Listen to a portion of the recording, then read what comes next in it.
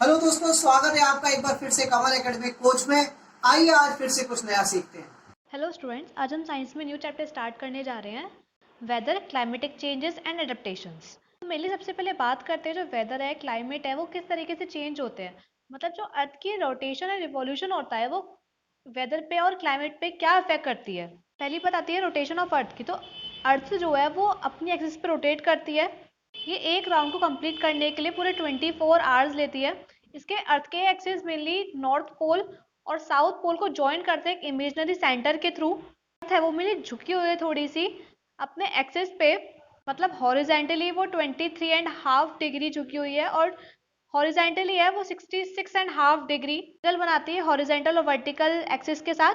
Then जो हमारी light की सोर्स है, जो सन है, वो स्टेशनरी रहता है, वो उसी जगह पर रहता है, एक ही जगह पर रहता है। और जो अर्थ है वो उसके चारों तरफ घूमती है। तो अर्थ का हाफ पोर्शन ही शो होता है जब वो सन की तरफ फेस होता है। मेनली वो सर्कल जो कि डार्क पोर्शन को सेपरेट करता है लाइट पोर्शन से, उसे मेनली बोलते हैं सर्कल ऑफ इल्यूमिनेशन। जो डिफ्यूज लाइट होती है सनराइज से पहले, जो सनराइज से पहले की जो लाइट होती है उसे मेनली बोला जाता है डॉन। जो डिफ्यूज लाइट नाइट सेट से पहले होती है उसे बोला जाता है ट्विलाइट। तो लेंथ होता है ट्विलाइट और डॉन का, ये बढ़ता चला जाता है जब हम इक्वेटर से पोल की तरफ जाते हैं। तो डॉन और ट्विलाइट का टाइम बढ़ता चला जाएगा। देन आते हैं रिवॉल्यूशन ऑफ अर्थ। तो अर्थ जो है वो मिली सन के अराउंड रिवॉल्व करती है अपनी इलेप्टिकल ऑर्बिट पे।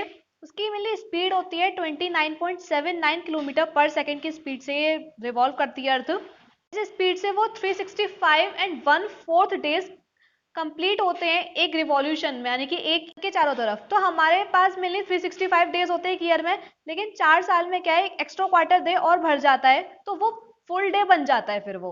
और ये होता है लीप ईयर 29 फरवरी के साथ। देन आता है the tilt of the earth and insolation. तो इंसोलेशन मिली सनरेज की वो क्वांटिटी है जो कि अर्थ पे पहुंचती है।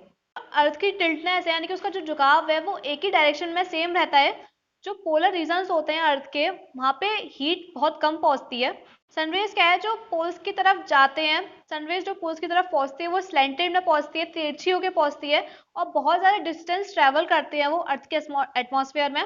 पोल्स पे मिली जो सनरे होती है वो बहुत ज़्यादा एरिया कवर करती है, तो इससे क्या होता है, टेम्परेचर जो होता है वहाँ का वो बहुत कम होता है। और एक इम्पॉर्टेंट फैक्टर ये भी है कि जो सोलर हीट होती है जो कि रेडिएशन के फॉर्म में आती है, वो पोलर रीजन्स के ग्राउंड में जाती है तो वो रिफ्लेक्ट बैक होती है, वो रिफ्लेक्ट हो जाती है क्योंकि वहाँ आइस कवर्स होते हैं। अगर जो सनरेज होती है वो हमारे मेनली ग्राउंड पे है, अर्थ वगैरह पे है, तो वहाँ से रिफ्लेक्ट नहीं होती है। लेकिन जब आइस कैप्स वगैरह में सनरेज जो जाती है वहाँ से रिफ्लेक्ट हो जाती है कि उसका सरफेस क्या है, मेनली एक रिफ्लेक्टिंग सरफेस है, इसलिए वहाँ से जो सनरेज होती है वो रिफ्लेक्ट हो जाती हैं। देन हम नेक्स्ट बात आते हैं रोटेशन और रिवॉल्यूशन के इफेक्ट के बारे में। हम सबको मेनली पता है जो सनराइज और सनसेट के बीच में जो टाइम पीरियड होता है उसे डे बोलते हैं। और जो सनसेट और सनराइज दोबारा से जब होगा, सनसेट के बाद वाला और सनराइज से पहले वाला जो टाइम होगा उसे बोलते हैं मेनली नाइट। तो डे के टाइम पे क्या होता है, सनरेज पहुंचती है इलेक्ट्रोमैग्नेटिक रेडिएशंस में, ये हीट की बहुत सारी अमाउंट कैरी करके जाती है, हीट एनर्जी की। तो इसी रीजन से डे का टेम्परेचर जो है वो हाई होता है नाइट के टेम्परेचर से ज़्यादा। तो हमारा अर्थ की पार्ट जो है सन की तरफ टिल्टेड रहती है, सन की तरफ झुकी रहती है। तो डेज जो होते हैं वो मेनली ज़्यादा होते हैं और वार्म होते हैं, गर्म होते हैं, इसे बोलते हैं मेनली समर। और जब अर्थ की जो पार्ट धीरे धीरे मूव करती है, सन से दूर मूव करती है, तो वो कूलर वेदर लाती है जिसे बोलते हैं ऑटम। जैसे जैसे हमारी अर्थ का जो पार्ट है वो दूर होता चला जाएगा सन से धीरे धीरे करके, जो डेज हैं वो शॉर्ट हो जाएंगे और कोल्ड हो जाएंगे, इसे बोलते हैं मेनली विंटर। हम स्प्रिंग सीजन भी एक्सपीरियंस करते हैं अर्थ के पार्ट में। अर्थ का पार्ट मिली जो होता है वो दोबारा से सन की तरफ टिल्ट हो जाता है, इस वजह से क्या होता है, स्प्रिंग सीजन हो जाता है। देन नेक्स्ट बात आती है वेदर की। अब वेदर बहुत टाइप्स के हैं, hot, humid, cold, windy, dry, cloudy. तो मेनली ये सारे क्या है, वेदर्स हैं। अब हर चीज़ को या किसी भी एक्टिविटीज़ को प्लान करने के लिए सबसे पहले हम वेदर के बारे में जानते हैं। मान लो आज बारिश हो रही है, ज़्यादा सर्दी है, तो कुछ नहीं कर पाते, हम कोई भी काम नहीं कर पाते बाहर का। न्यूज़पेपर में भी क्या वेदर रिपोर्ट्स पब्लिश होती है, वेदर फोरकास्ट डेली का पब्लिश होता है, इससे क्या बहुत बेनिफिट्स मिलते हैं। ये टेलीविजन में भी दिखाए जाते हैं, बहुत छोटे छोटे रिपोर्ट्स जो होते हैं टेलीविजन में दिखाए जाते हैं, रेडियो पर सुनाए जाते हैं। जो वेदर की रिपोर्ट होती है इसमें मेनली दिखाया जाता है टेम्परेचर, ह्यूमिडिटी या रेनफॉल। तो वेदर की रिपोर्ट मेनली हमें टेलीविजन में देखने को मिलती है, जहाँ से सैटेलाइट्स के थ्रू पिक्चर सेंड की जाती है अर्थ पे, बताया जाता है कहाँ स्टॉर्म आ रही है, कौन सी प्लेसेस पे रेनफॉल हो सकती है, स्नो हो सकती है, और कहाँ वेदर सही रहेगा। ये मेनली मेटेरोलॉजी का डिपार्टमेंट्स होते हैं जो कि स्टडी करते हैं वेदर की। जो कंप्यूटर प्रोग्राम्स होते हैं वो सारे डाटा एनालाइज कर लेते हैं जल्दी से, कि बहुत सारी कैलकुलेशंस करते हैं कि कौन सा किस टाइप का वेदर है, क्या हो सकता है। देन वेदर को हम मेनली ऐसे डिफाइन कर सकते हैं, जो डे टू डे कंडीशंस होता है एटमॉस्फेयर का किसी भी पर्टिकुलर प्लेस पे किसी भी टाइम पे, उसे मेनली बोलते हैं वेदर। इसके कुछ फैक्टर्स होते हैं, एलिमेंट्स होते हैं इनको डिटरमाइन करने के लिए एटमॉस्फेयर में। इसमें मेनली होता है टेम्परेचर होता है, एयर प्रेशर है, ह्यूमिडिटी, रेनफॉल या सनशाइन की कंडीशन जो होती है वो मेनली वेदर को डिटरमाइन करती है। सारे मेनली इसके फैक्टर्स हैं। वेदर कंडीशंस जो होते हैं वो मेनली टेम्पररी होती है और ये चेंज होती रहती है शॉर्ट पीरियड्स में। तो नेक्स्ट बात करते हैं क्लाइमेट की।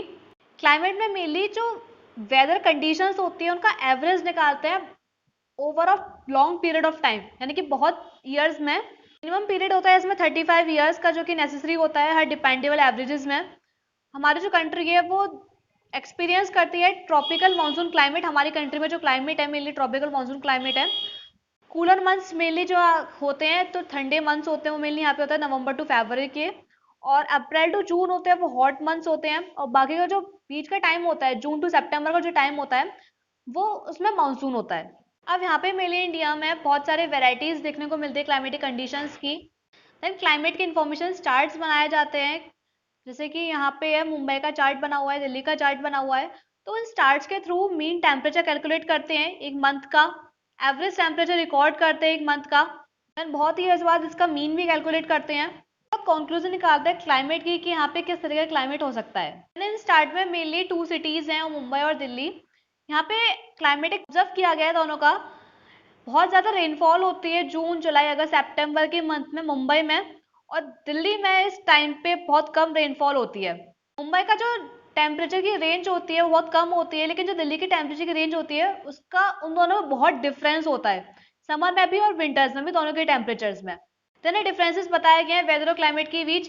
वेदर क्या है, ये mainly day to day base होता है, एटमॉस्फेरिक कंडीशन की बेस पे डेली बेसिस पे होता है। क्लाइमेट क्या होता है, ये मेनली बहुत लॉन्ग पीरियड के बाद मेनली इसमें जो टाइम निकालते हैं क्लाइमेट का वो 10 ईयर से ज़्यादा का निकालते हैं। वेदर जो होता है वो मेनली एक दिन से अगले दिन चेंज हो जाता है वेदर, लेकिन क्लाइमेट जो होता है वो स्टेबल पैटर्न रहता है और वो मेनली चेंज नहीं होता। देन वेदर जो है वो स्मॉल एरिया में असाइंड होता है, लेकिन क्लाइमेट जो है बहुत लार्ज एरिया में असाइंड होता है, या एक रीजन का या पूरे कंट्री का। वेदर कंडीशंस जो होते हैं इसमें कुछ फैक्टर्स इंक्लूड होते हैं, लाइक टेम्परेचर, रेनफॉल, ह्यूमिडिटी किसी भी प्लेस की। लेकिन क्लाइमेट में इन सब का एवरेज इंक्लूड होता है, टेम्परेचर का, रेनफॉल का, जो कि पूरे रीजन में हो रहा है। नेक्स्ट बात आती है सीजन की। तो 12 मंथ्स होते हैं 1 ईयर में, जो कि डिवाइडेड है अलग अलग क्लाइमेट पैटर्न्स में, डिफरेंट क्लाइमेट पैटर्न्स में, जिन्हें बोलते हैं मेनली कुछ हैं climatic patterns like spring, summer, autumn, winter. तो ये मेनली ज़रूरी होता है सीजन के बारे में जानना नॉर्थन और साउथर्न हेमिस्फीयर में। ये मेनली आपस में बदल जाते हैं। जब समर होती है नॉर्थन हेमिस्फीयर में तो साउथर्न हेमिस्फीयर में विंटर होती है। देन आता है climatic adaptation of animals. Climate जो है बहुत इंपॉर्टेंट एलिमेंट है नेचुरल एनवायरनमेंट का। सारे लिविंग ऑर्गेनिम्स जो होते हैं वो अडेप्ट करते हैं अलग अलग क्लाइमेट में जहाँ पे वो रह रहे हैं। हम यहाँ पे इसके बारे में भी स्टडी करेंगे जो क्लाइमेट का इफेक्ट है एनिमल्स के एडेप्टेशन पे, जो कि पोलर रीजन और ट्रॉपिकल रेन फॉरेस्ट में रह रहे हैं। पोलर रीजन में मेनली आता है आर्टिक और एंटार्क्टिक रीजन। कुछ कंट्रीज हैं इस रीजन से बिलोंग करते हैं, जैसे कि ग्रीनलैंड है, अलास्का, आइलैंड, साइबेरिया, और सारा एंटार्क्टिका कॉन्टिनेंट होता है वो पूरा कॉन्टिनेंट है। ट्रॉपिकल रेन फॉरेस्ट में कुछ नाम आ जाते हैं रीजन्स के, like India, Malaysia, Indonesia, Brazil, Kenya. ये कुछ एग्जाम्पल्स हैं कंट्रीज के जो जिसमें फॉरेस्ट पाए जाते हैं। देन पहला बात करते हैं इसमें पोलर रीजन्स की। ये वर्ल्ड का सबसे कोल्डेस्ट, ड्राइएस्ट, आइसीएस्ट और विंडेस्ट रीजन है। सबसे ज़्यादा ठंड जो है वो इसी रीजन में पाई जाती है। जो कोल्डेस्ट टेम्परेचर है रिकॉर्ड किया गया है अंटार्कटिका के रीजन में। सबसे लो टेम्परेचर रिकॉर्ड किया गया है -89 डिग्री सेल्सियस विंटर में, और समर में रिकॉर्ड किया गया -30 डिग्री सेल्सियस। तो वहाँ पे मेनली कोई परमानेंट सेटलमेंट नहीं है अंटार्कटिका में। अंटार्कटिक रीजन होता है वो मेनली थोड़ा सा पॉपुलेटेड होता है। वहाँ के जो पीपल होते हैं वो हाईलैंड्स में रहते हैं, जो कि सी कोस्ट के पास होता है। वहाँ नॉर्मल विंटर टेम्परेचर होता है -40 डिग्री सेल्सियस से कम होता है, और वार्मेस्ट यानी कि गर्मी जो होती है वो जून में होती है। वहाँ का टेम्परेचर मेनली 10 डिग्री सेल्सियस तक का होता है। देन उस रीजन की हम एनिमल्स के लाइफ के बारे में बात करते हैं। वहाँ का जो वेजिटेशन होता है बहुत कम होता है पोलर रीजन्स में। मिली पॉपुलेशन होती है एनिमल लाइफ की वो भी बहुत कम होती है। तो इस रीजन में टेम्परेचर कम होता है, एनिमल्स भी कम अडेप्ट करते हैं खुद को। एडेप्टेशन होता है बर्ड्स में, वो माइग्रेट करते हैं वार्म क्लाइमेट में। साइबेरियन क्रेन इस चीज़ का एग्जाम्पल है जो कि माइग्रेट करता है अलग अलग पार्ट्स में इंडिया के, लाइक हरियाणा है, राजस्थान है, बिहार है, विंटर मंथ्स में। देन जो वार्म ब्लडेड एनिमल्स होते हैं लाइक पोलर बियर है, reindeer, musk ox, walrus, ये हार्श विंटर में यानी कि बहुत ज़्यादा सर्दी में भी सर्वाइव करते हैं। ये कम हीट लूज करते हैं। इनका जो सरफेस एरिया होता है, मेनली सरफेस जो होता है वो बहुत कम होता है, और इनके पास इंसुलेटेड थिक लेयर होती है फैट की, और डेंस फर होता है, यानी कि मतलब उनके जो फर होते हैं वो बहुत डेंस होते हैं। इससे क्या होता है, इनकी बॉडी से जो हीट है वो बाहर नहीं जा पाती, और अंदर ही वो वार्म कंडीशंस में सर्वाइव करते हैं वो। वेल्स, सील या वेलरियस जो सी में रहते हैं, इनके पास भी फैट की प्रोटेक्टिव लेयर्स होती है। यहाँ पे हम पहली बात करते हैं पोलर बियर के एडेप्टेशन के बारे में। तो इसके जो डेंस फर होते हैं वो कैराटीन से बने होते हैं, इनको पोलर बियर को वार्म रखते हैं और ड्राई रखते हैं। जो व्हाइट फर होते हैं वो स्नोई बैकग्राउंड में मर्ज हो जाते हैं, मिल जाते हैं उसमें, तो ये प्रेडेटर से बचने के लिए काम आते हैं। इनकी फैट की थिक लेयर होती है स्किन के अंदर, जिसे बोलते हैं ब्लबर। ये लगभग 11 सेंटीमीटर थिक होती है। ये इंसुलेशन प्रोवाइड करती है ठंड से। ईयर्स जो होते हैं इनके मेनली बहुत छोटे होते हैं, जहाँ से हीट लॉस ना हो सके। पोलर बियर्स मेनली जो होते हैं वो स्ट्रॉन्ग स्विमर्स होते हैं। वो 100 किलोमीटर पर आवर की स्पीड से स्विम कर सकते हैं मेनली। इनकी नॉस्ट्रिल्स होती है वो क्लोज रहती है, जब वो पानी के अंदर जाते हैं वो 2 मिनट से ज़्यादा क्लोज रख सकते हैं वो। ये पानी के अंदर में भी डाइव कर सकते हैं, छलांग लगा सकते हैं, उतने अंदर तक लगभग 6 मीटर से ज़्यादा डेप्थ तक जा सकते हैं फिश को पकड़ने के लिए। देन नेक्स्ट बात आते हैं पेंगुइन्स के एडेप्टेशंस के बारे में। पेंगुइन मेनली बर्ड है जो कि मेनली एंटार्क्टिक रीजन्स में ही पाई जाती है। इनके कुछ यूनिक फीचर्स हैं। ये एक बर्ड है जो कि सिर्फ सी के लिए डिजाइन की गई है, ये उड़ नहीं सकती, और एक बहुत अच्छी स्विमर होती है ये। इनका जो फैट का कोट होता है जो कि 3 सेंटीमीटर थिक होता है, इनको फ्रीजिंग कंडीशन में सर्वाइव करने के लिए हेल्प करता है। इनको जो फेदर्स होते हैं वो स्टिफ होते हैं और टाइटली पैक्ड होते हैं, जो कि एक वाटर प्रूफ कोट का काम करते हैं। बॉडी पे जो डार्क प्लमेज होता है वो हीट को एब्जॉर्ब करता है। लैंड पर कुछ पेंगुइन्स जो होते हैं वो मेनली ऊपर की तरफ चलते हैं अपने हिंड फीट को यूज करके, और बाकी के हील्स और टेल्स पे चलते हैं, मतलब वो ठंडी बर्फ से कांटेक्ट में बहुत कम आते हैं इसके थ्रू।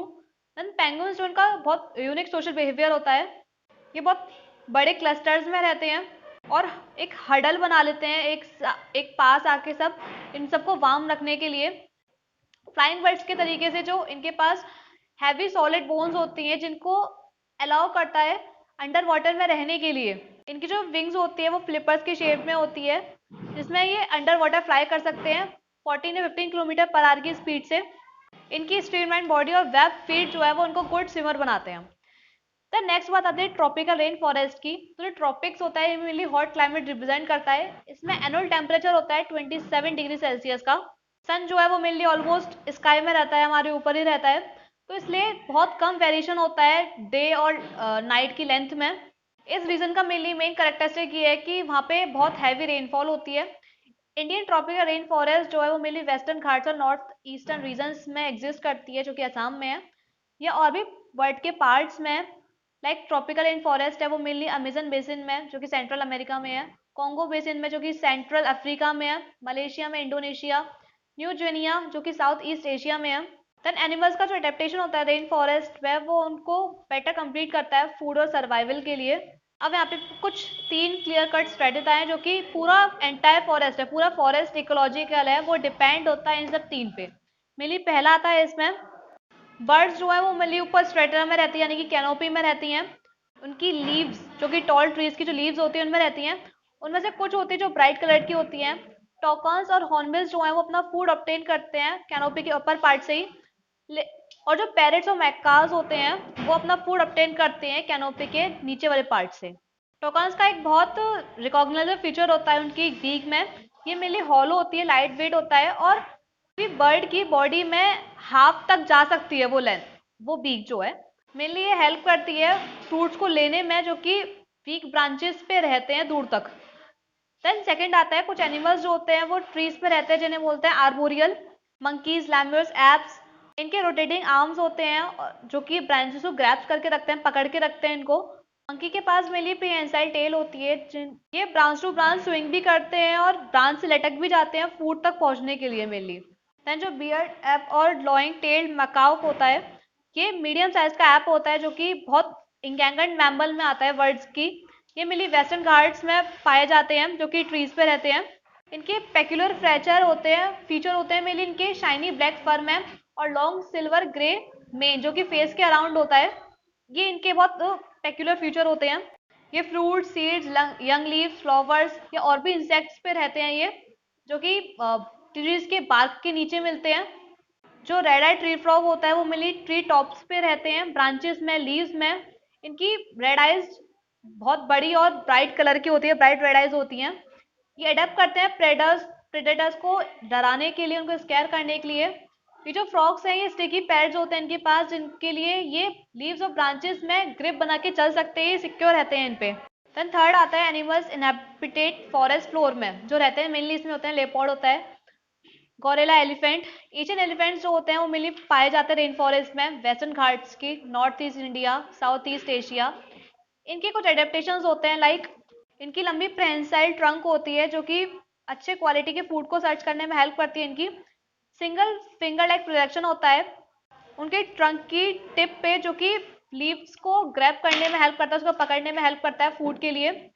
जो टस्क होती है वो मेनली मॉडिफाइड टीथ होती है, जो कि बार्क को ब्रेक करने के लिए काम आती है, उसको टीयर करने के लिए काम आती है ट्रीज की बार्क को, जो मेनली इनका फेवरेट फूड होता है। इनके जो बड़े कान होते हैं वो मेनली हेल्प करते हैं साउंड वेव्स को रिसीव करने के लिए, उनको सुनने के लिए।